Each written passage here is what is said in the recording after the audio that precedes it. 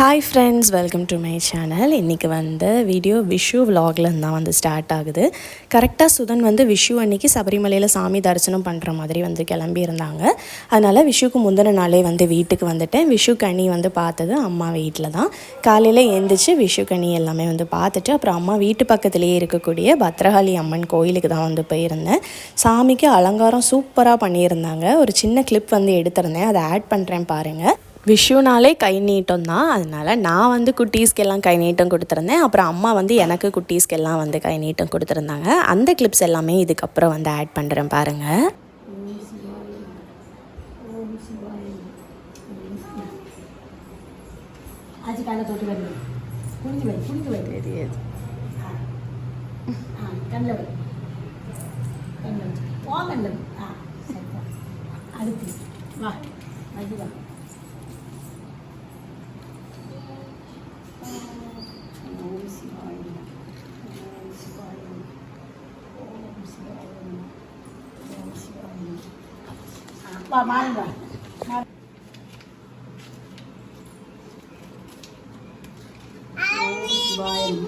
ஓம் சிவாய நம. தொட்டு காலை தொட்டு வந்து இது எனக்கு மகாக்கம்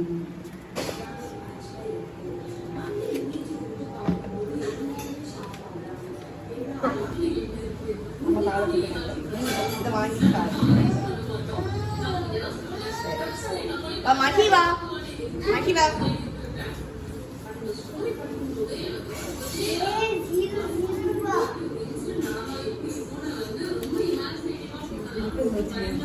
மித்ராவா அந்த சோஃபால இருந்து நினைக்கிறேன்.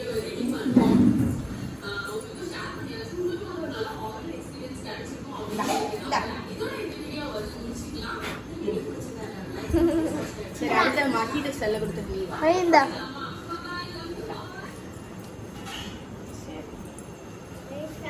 விஷு அன்றைக்கி நைட் ஒரு 7 போல் சுதன் வீட்டுக்கு வந்துட்டாங்க. நானும் அந்த டைமை கணக்கு பண்ணி வீட்டுக்கு கிளம்பி வந்துட்டேன். சபரிமலையிலேருந்து மாறனுக்கு ஒரு டாய் கன்று, மித்ராவுக்கு பாசி கிளிப்பெல்லாம் வாங்கிட்டு வந்திருந்தாங்க. இதை தவிர சாமி பிரசாதம் எல்லாமே கொண்டு வந்திருந்தாங்க. அதை எல்லாத்தையும் சாப்பிட்டுட்டு டின்னர் சாப்பிட்டுட்டு அன்றைக்கி டே அப்படியே முடிச்சாச்சு. இனி வரக்கூடிய கிளிப்பில் மாறனுக்கு ஆதார் அப்ளை பண்ணுறதுக்கு நாங்கள் என்னென்ன இஷ்யூஸ் ஃபேஸ் பண்ணோம், எப்படி அப்ளை பண்ணோங்கிறத ஆட் பண்ணுறேன். ஒரு வழியாக சக்ஸஸ்ஃபுல்லாக மாறனுக்கு ஆதார் கார்டு அப்ளை பண்ணி முடிச்சிட்டோம். இன்னும் 1 வீக்கில் வீட்டுக்கு கொரியர் வந்துடும்னு சொல்லிட்டாங்க. நான் இதுக்கு முன்னாடி ஒரு வீடியோ ஷேர் பண்ணியிருந்தேன். மாறனுக்கு ஆதார் கார்டு அப்ளை பண்ண போயிருந்தோம். பட் அன்ஃபார்ச்சுனேட்லி நிறைய மிஸ்டேக்ஸ் இருந்தனால எங்களால் அப்ளை பண்ண முடியல அப்படின்னு சொல்லிட்டு ஷேர் பண்ணியிருந்தேன். அப்போ நிறைய பேர் கேட்டிருந்தீங்க ஆதார் கார்டு அப்ளை பண்ணுறதுக்கு என்ன ப்ரொசீஜர், எதனால் அப்ளை பண்ண முடியல, அதை ஷேர் பண்ணுங்கன்னு சொல்லியிருந்தீங்க. ஸோ அதையும் நான் இந்த வீடியோவில் உங்ககிட்ட ஷேர் பண்ணலாம்னு நினச்சேன். ஏன்னா நிறைய பேருக்கு யூஸ்ஃபுல்லாக இருக்கும்.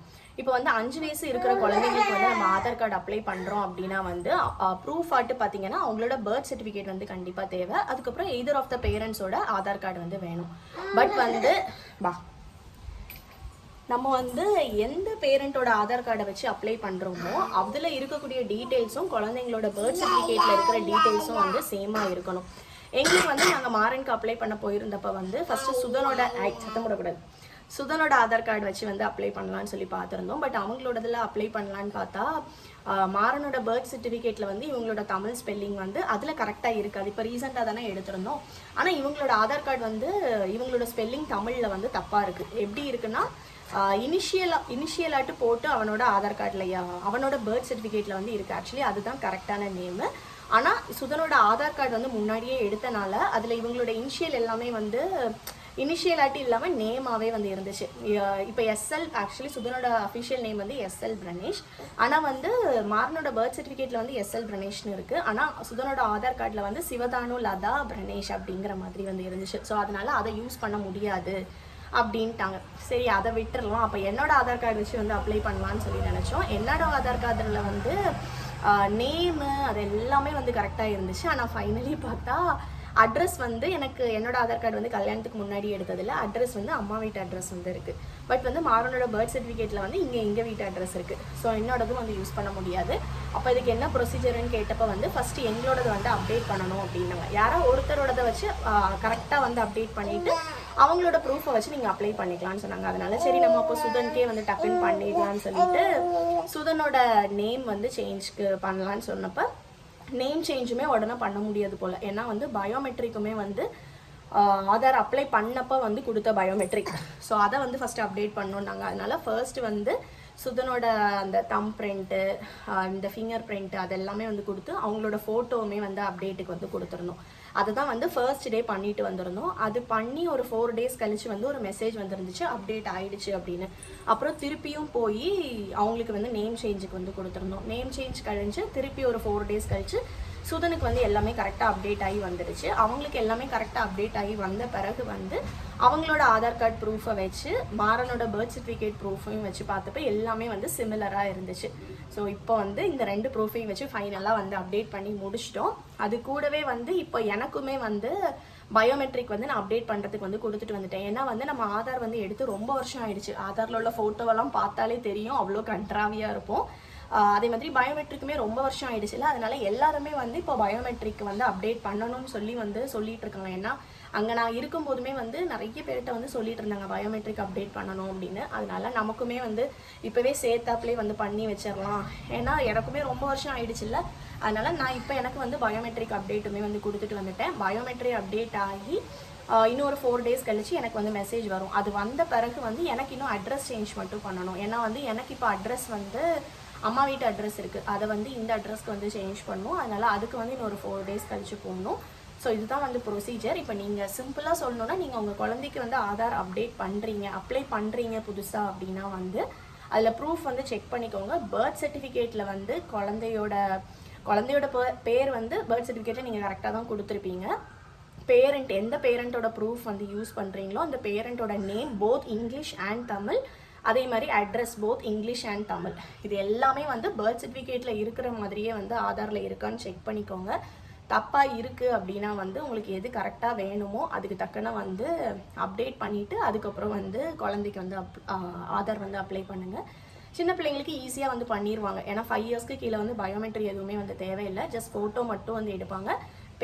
எந்த பேரண்ட்டோட ப்ரூஃப் வந்து கொடுக்குறோமோ அவங்களோட பயோமெட்ரிக் தான் வந்து அதில் வைக்க சொல்லுவாங்க. அந்த தம் பிரிண்ட்டு, ஃபிங்கர் பிரிண்ட் எல்லாமே குழந்தைய வந்து ஃபோட்டோ மட்டும் எடுப்பாங்க. அப்புறம் 5 years கழிச்சு வந்து அவங்களுக்கு வந்து பயோமெட்ரிக் வந்து அப்டேட் பண்ணணும். ஸோ இதுதான் வந்து ப்ரொசீஜர். கண்டிப்பாக வந்து உங்களுக்கு யூஸ்ஃபுல்லாக இருந்திருக்கும்னு நினைக்கிறேன். நாங்கள் வந்து தாலுக் ஆஃபீஸில் தான் வந்து போய் பண்ணியிருந்தோம். டக்குன்னு வந்து ப்ரொசீஜர் முடிஞ்சிருச்சு. போஸ்ட் ஆஃபீஸ்லேயுமே வந்து பண்ணி கொடுப்பாங்க. பட் அங்கே வந்து உங்களுக்கு அந்தளவு கிளியராக ஃபோட்டோ பயோமெட்ரிலாம் வராதுன்னு நினைக்கிறேன். தாலுக் ஆஃபீஸ் இல்லைன்னா வந்து இந்த சேவை மையம் நிறைய இருக்கும்ல, அங்கெல்லாம் போனீங்கன்னா சூப்பராக வந்து டக்குன்னு பண்ணி கொடுத்துருவாங்க. ஸோ இது கண்டிப்பாக உங்களுக்கு யூஸ்ஃபுல்லாக இருந்திருக்குன்னு நினைக்கிறேன். அதனால தான் வந்து ஷேர் பண்ணணும்னு சொல்லி நினச்சேன். ஒரு 2-3 நாளாக வந்து இருந்து மித்ராவோட கபோர்டை வந்து ஃபுல்லாக வந்து டீக்ளட்டர் பண்ணேன். அவளுக்கு குட்டியான ட்ரெஸ்ஸஸ், வேண்டாத ட்ரெஸ்ஸஸ் எல்லாத்தையுமே வந்து மாற்றி வச்சுட்டேன்.